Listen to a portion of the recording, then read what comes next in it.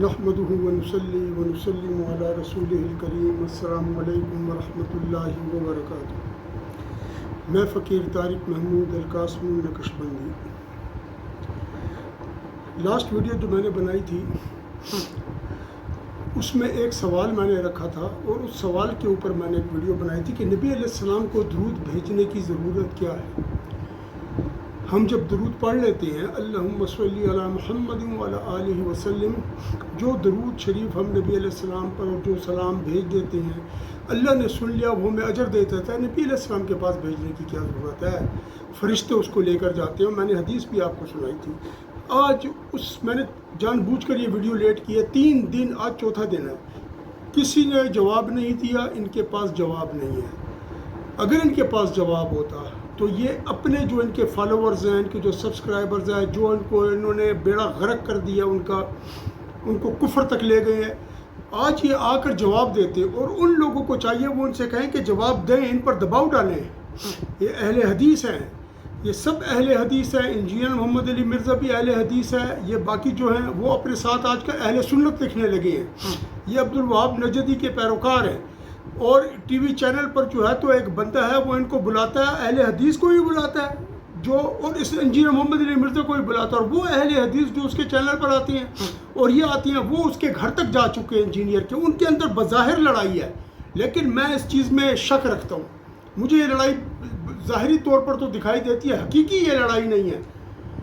کیونکہ یہ لوگ نبی پاک صلی اللہ علیہ وسلم کی جس طرح توہین کرتے ہیں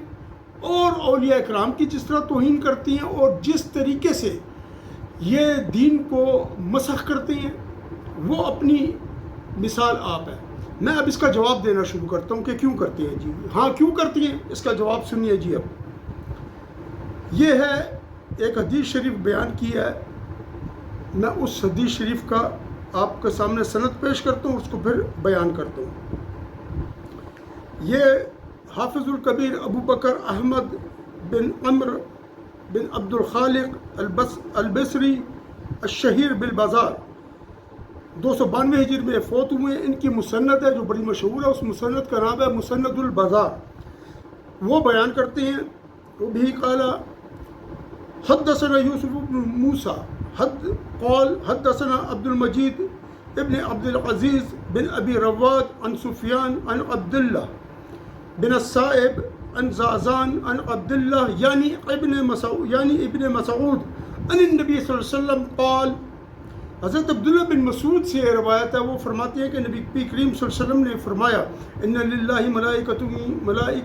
سیاحین یبلغون عن امتی السلام، کہ بے شک اللہ کے کچھ فرشتے ہیں جو زمین میں چلتے پھرتے رہتے ہیں، وہ مجھ تک میری امت کا سلام پہنچاتے ہیں۔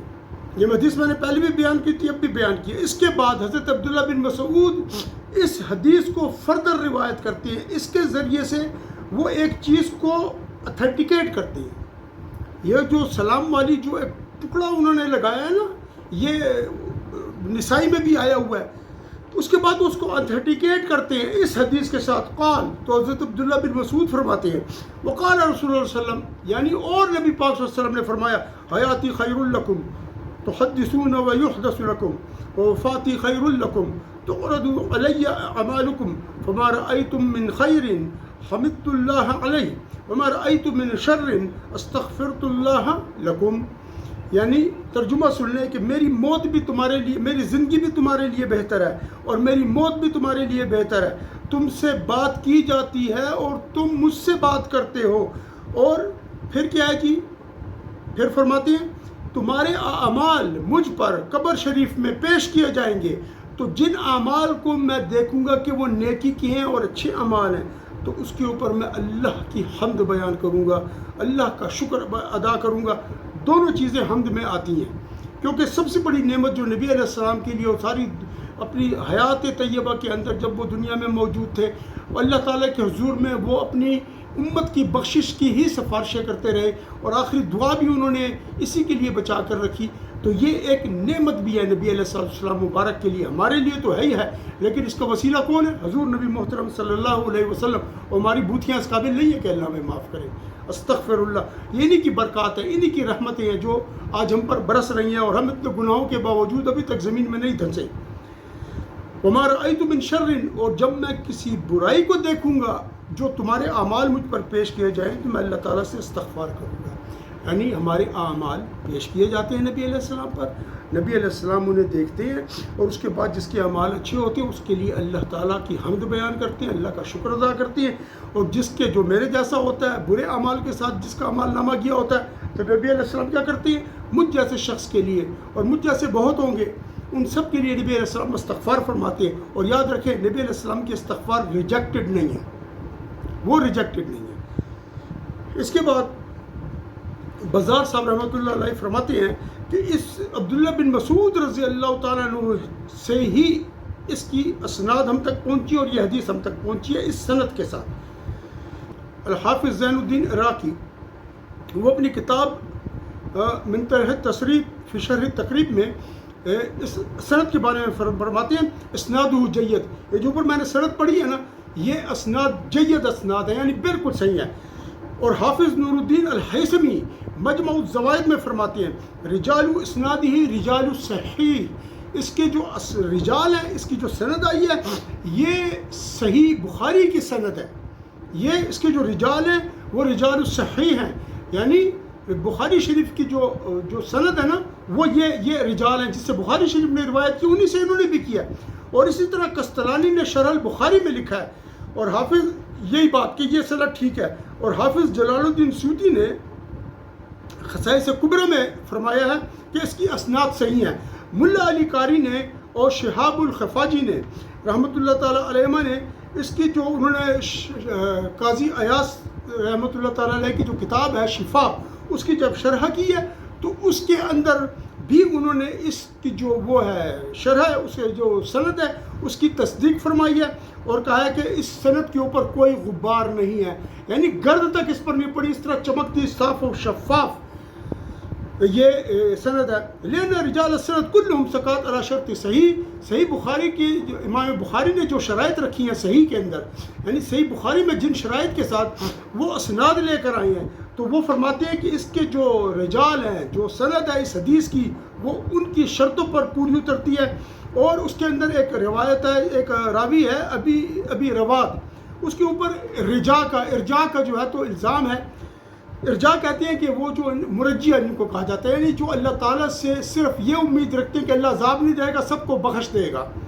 تو کہتے ہیں کہ یہ جو ہے تو کوئی مسئلہ اس لیے نہیں ہے کہ تمام کبار ائمہ نے، شافعی رحمت نے، احمد ابن معین نے اور احمد نے، ابن معین اور احمد جو ہیں انہوں نے، اور ابو داؤد نے، نسائی نے اور مسلم علیہ رحمت نے ان سے احادیث اپنی کتب میں روایت فرمائی ہیں. تو جنہوں نے ان کو ضعیف قرار دیا ان کی کوئی حیثیت نہیں ہے، ان کی کوئی بھی مطلب ہے کہ نہیں سنی جائے گی اس بات میں، کیونکہ بڑے جلیل القدر جو صحاح ستہ کے جو لوگ ہیں انہوں نے ان حدیث کو روایت کیا، اور بخاری شریف نے خود اس کو روایت کیا. اب آگے آ جائیں تو آگے اس کے اندر یہ ہے کہ قرآن اس حدیث کی تائید کرتا ہے. اللہ تعالیٰ قرآن مجید میں ارشاد فرماتے ہیں، یہ ہے آیت نمبر 41 سورہ نساء کی آیت نمبر 41. فرماتے ہیں اعوذ باللہ من الشیطان الرجیم فکیف اذا جئنا من کل امۃ بشہید وجئنا بک علی ہؤلاء شہیدا. تو اس روز کیسا ہوگا یہ کہ جب ہم ہر امت میں سے ایک شہادت دینے والا، ایک گواہی دینے والا لے کر آئیں گے جو گواہی دے رہا ہوگا، اور وجئنا بک، اور نبی علیہ السلام کو اللہ تعالیٰ فرما رہے ہیں اور آپ کو ہم ان کے اوپر گواہ لے کر آئیں گے، وہ اس چیز کی گواہی دیں گے. ٹھیک ہے جی. تو اللہ تعالیٰ نے قرآن مجید میں بھی اس بات کی گواہی دی ہے کہ نبی پاک صلی اللہ علیہ وسلم قیامت کے روز اپنی امت پر گواہی دیں گے، اپنی امت پر گواہی دیں گے. جس طرح امت ہے نا نبی علیہ السلام کی، یہ باقی امتوں پر گواہی دے گی،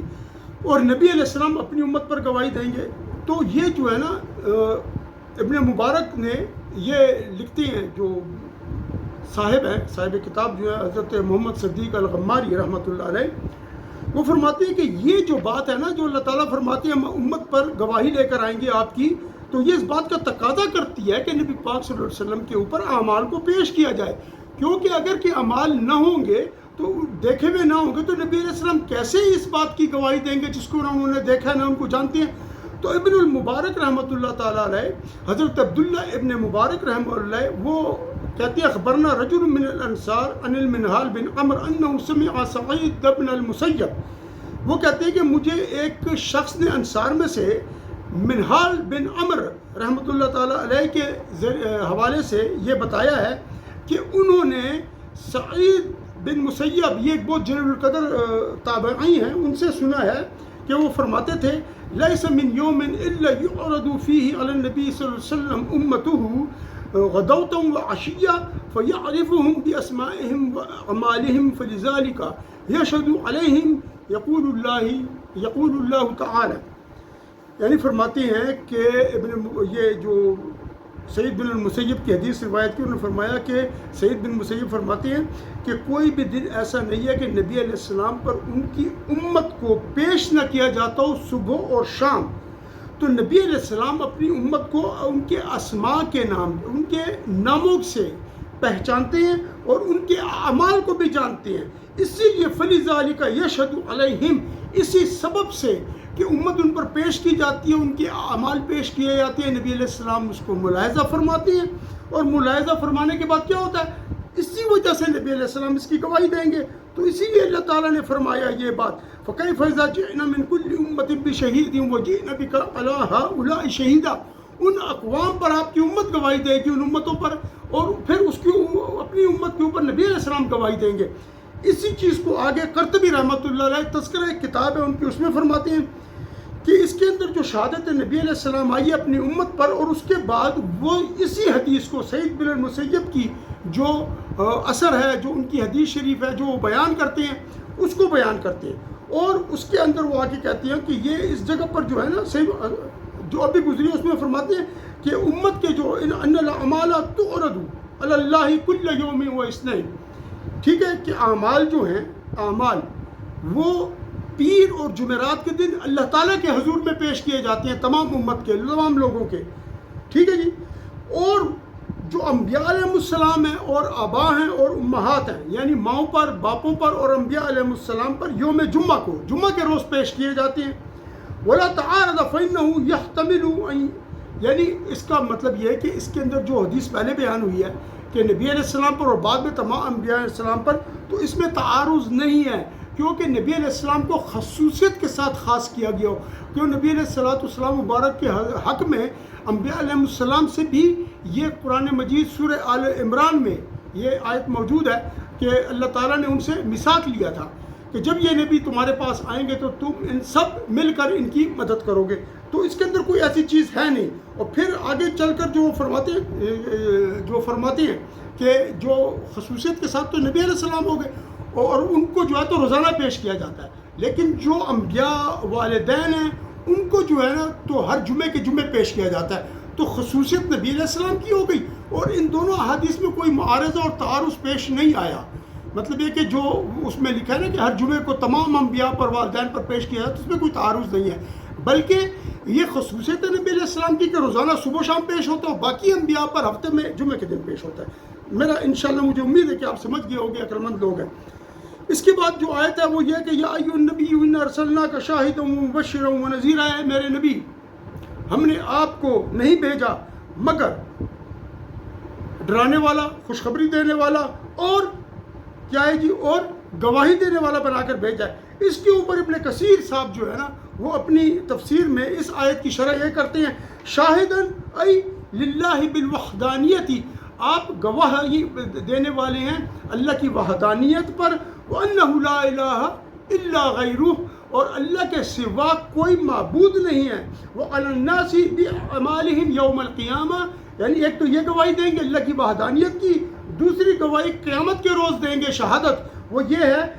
کہ جو امت ہے ان کے اعمال کے ساتھ، اور باقی جو امت ہے ان کے اعمال کے ساتھ، کس پر؟ یوم القیامہ قیامت کے روز پر، وجئنا بک علی ہؤلاء شہیدا، اور ہم آپ کو ان کے اوپر گواہی لے کر آئیں گے۔ اب یہ جو چیز ہے نا، یہ جو چیز ہے اس کو آگے چل کر وہ فردر ایکسپلین کس طریقے سے کر رہے ہیں۔ فردر ایکسپلین ایک حدیث آتی ہے، اس کے اندر جو اس حدیث کو بیان کیا ہے، وقع فی روایت محمد بن فضالہ الظفری ان ذلك كان وهو صلی اللہ علیہ وسلم فی بنی ظفر اخرجہ ابن ابی حاتم والطبرانی وغیرہما من طریق یونس بن محمد بن فضالہ عن ابیہ ان النبی صلی اللہ علیہ وسلم، یعنی ابن فضالہ رضی اللہ تعالیٰ نے ایک حدیث روایت کی ہے کہ نبی پاک صلی اللہ علیہ وسلم بنی ظفر ایک قبیلہ ہے، وہاں تشریف فرما تھے، تو آپ نے جو ہے نا، تو ابن مسعود رضی اللہ تعالیٰ لوگ بھی تھے اور ان کے ساتھ، اس میں ابن مسعود صاحب بھی تھے، تو ان سے فرمایا کہ کچھ تلاوت کریں، تو انہوں نے جو ہے تو تلاوت کرنی شروع کی۔ تو وہ تلاوت یہ تھی کہ وہ قاری سے جو انہوں نے فرمایا نا کہ وہ تلاوت کریں، تو انہوں نے تلاوت یہ فرمائی، فَكَيْفَ إِذَا جِئْنَا مِنْ كُلِّ أُمَّةٍ بِشَهِيدٍ وَجِئْنَا بِكَ عَلَىٰ هَؤُلَاءِ شَهِيدًا، کہ کیسا ہوگا وہ روز کہ جب ہم ہر امت میں سے ایک گواہ لے کر آئیں گے اور آپ کو ان لوگوں پر گواہ ٹھہرائیں گے، یعنی نبی علیہ السلام کی جو امت گواہی دے گی، وہ جو افراد گواہی دیں گے، ان کے اوپر نبی علیہ السلام گواہ ہوں گے۔ تو وہ فرماتے ہیں کہ نبی پاک صلی اللہ علیہ وسلم یہ بات سن کر رو پڑے، یہ حدیث سن کر رو پڑے، یہاں تک کہ آپ کی داڑھی مبارک،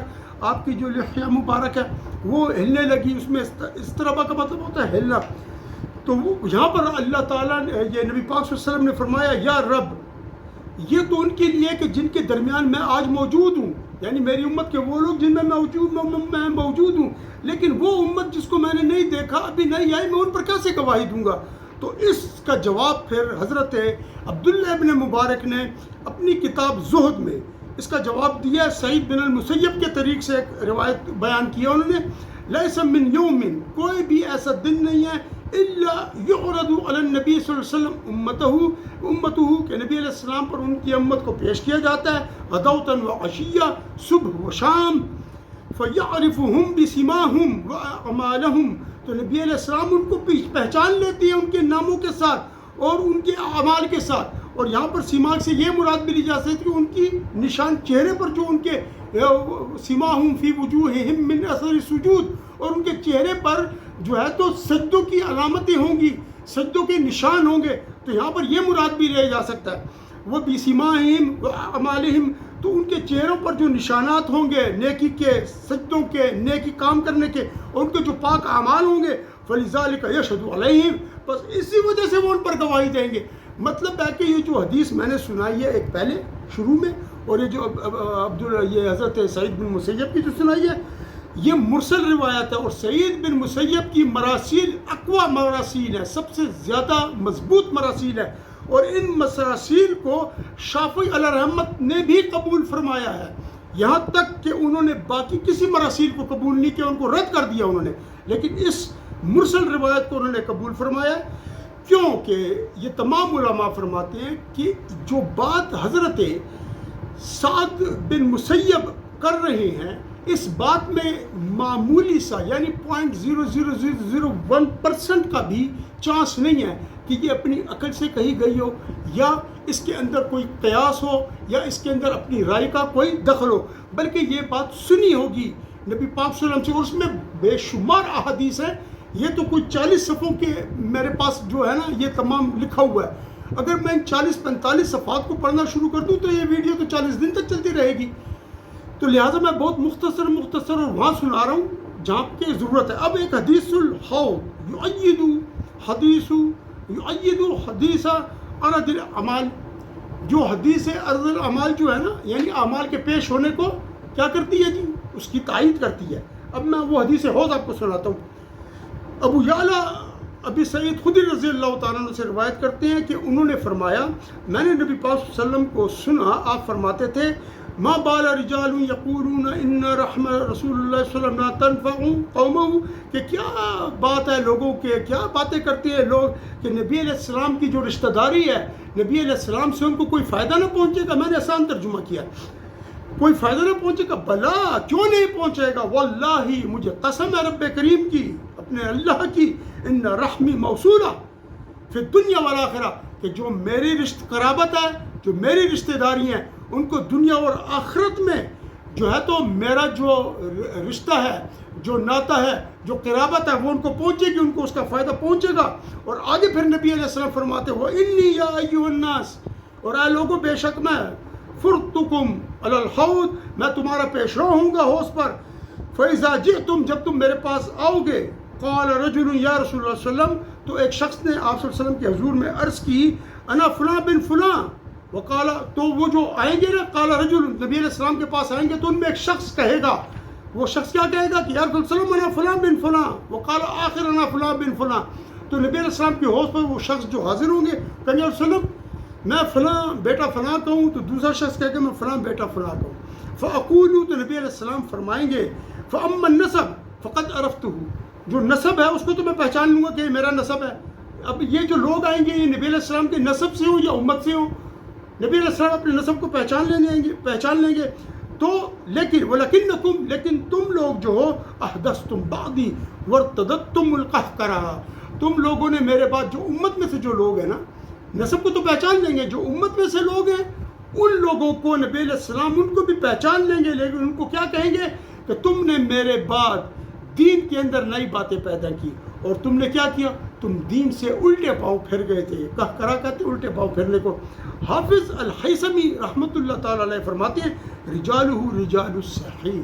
اس حدیث کے جو رجال ہیں وہ صحیح بخاری کے رجال ہیں، یعنی وہ لوگ جن سے صحیح بخاری نے روایات لی ہیں، غیر عبداللہ بن محمد بن عقیل، یعنی عبداللہ بن محمد بن عقیل جو ہے وہ صحیح بخاری کا راوی نہیں ہے، یعنی عبداللہ حضرت امام بخاری نے ان سے روایت نہیں لی، لیکن اس کو سکہ کہا ہے، اس کو کہا ہے وہ راوی جو ہے سکہ ہے، سچا ہے، جھوٹا نہیں ہے۔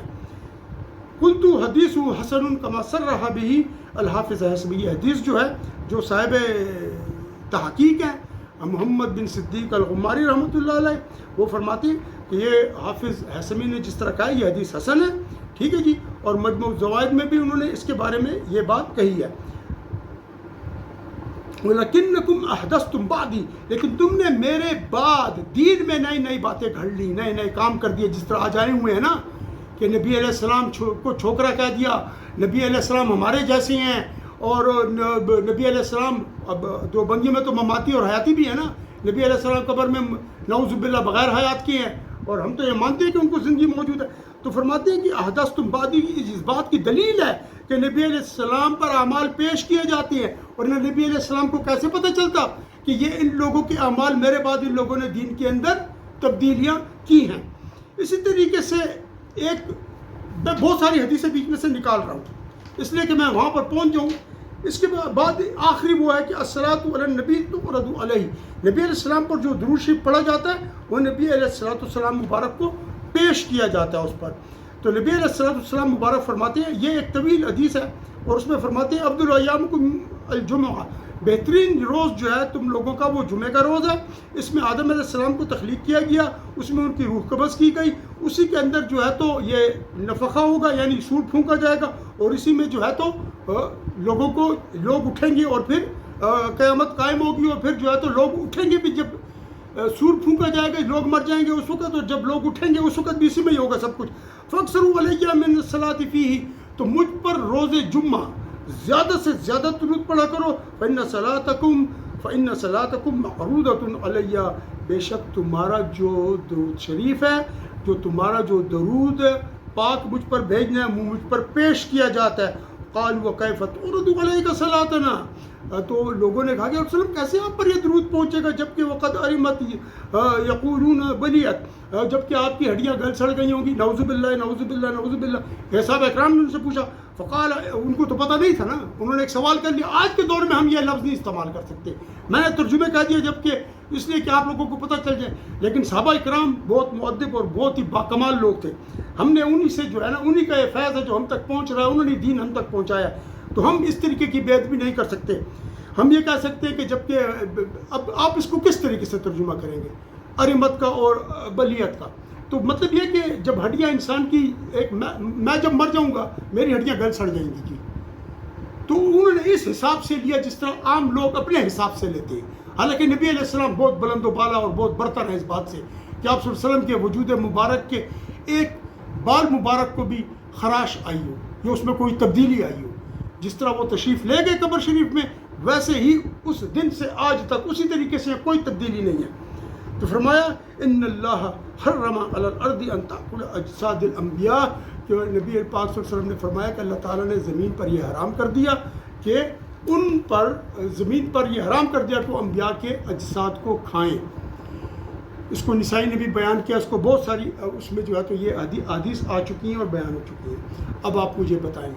یہ کیا مطلب ہے اس جواب کا؟ مطلب یہ کہ صحابہ کرام کے پاس نبی علیہ السلام موجود تھے, وہ دعا کرتے تھے, وہ سب کچھ کرتے تھے, ہم تو محروم رہ جاتے, ہم تو محروم رہ جاتے. اللہ نے ہمیں محروم نہ رکھا بلکہ نبی علیہ السلام کو یہ طاقت عطا فرمائی, فرشتوں کی ڈیوٹیاں لگائیں, وہ نبی علیہ السلام کو ہمارا سلام پہنچاتے ہیں, وہ نبی علیہ السلام کو ہمارے اعمال پہنچاتے ہیں, ہمارے نبی جی صلی اللہ علیہ وسلم اعمال کو ملاحظہ فرماتے ہیں. تو جو آپ جیسے نیک اور نیک بخت لوگ ہوتے ہیں ان کی نیکیاں دیکھ کر نبی علیہ السلام خوش ہوتے ہیں, اللہ کا شکر ادا کرتے ہیں, اللہ کی حمد بیان کرتے ہیں. اور جو مجھ جیسا پلید اور گناہ گار ہوتا ہے اس کے اعمال دیکھ کر نبی پاک صلی اللہ علیہ وسلم استغفار کرتے ہیں, خفا ہوتے ہیں. تو میرے لیے بہت بڑا درجہ ہے کہ میرے لیے نبی علیہ السلام استغفار کریں, کیونکہ میری استغفار اس قابل نہیں کہ رب کے حضور میں ہو جس طرح صحابہ اکرام پہنچتے تھے. اور اسی میں ایک آیت اور بھی آئی ہوئی ہے قرآن مجید میں, سورہ نساء میں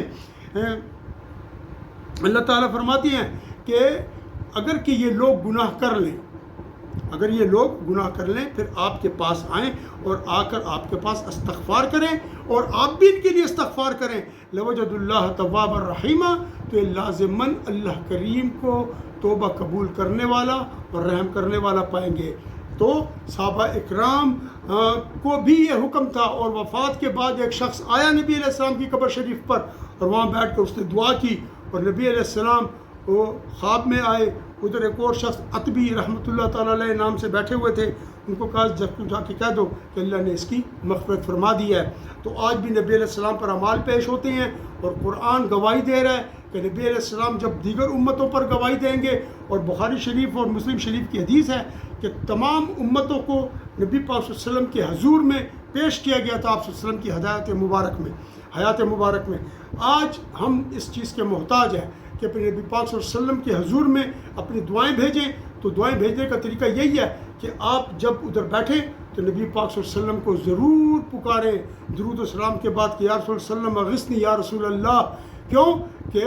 صحابہ اکرام نے نبی علیہ السلام کی قبر شریف پر جا کر یہ دعا کی اور آپ صلی اللہ علیہ وسلم کو پکارا اور ان کو وہ تمام فیوز و برکات حاصل ہوئے. تو ہم بھی یہاں پر اپنے اس اعمال میں اس نیت کے ساتھ کہ جو یہ اعمال جائے گا تو نبی پاک صلی اللہ علیہ وسلم اس میں یہ لکھا ہوا پڑھ لیں گے اور ہمارے لیے دعا فرمائیں گے. جن لوگوں نے سبسکرائب کیا ان کا بہت شکریہ, جنہوں نے نہیں کیا وہ سبسکرائب کر لیں تاکہ دین کی قیمتی باتیں آپ تک بر وقت پہنچتی رہیں. ویڈیو تھوڑی طویل ہوگی, اس کی معذرت, لیکن چونکہ بہت اہم ٹاپک تھا میں اس کو اس پر نہیں کر سکتا تھا. وآخر دعوانا ان الحمد للہ رب العالمین وصلی اللہ تعالی علی خیر خلقہ ونور عرشہ محمد وعلی آلہ وصحبہ اجمعین برحمتک یا ارحم الراحمین.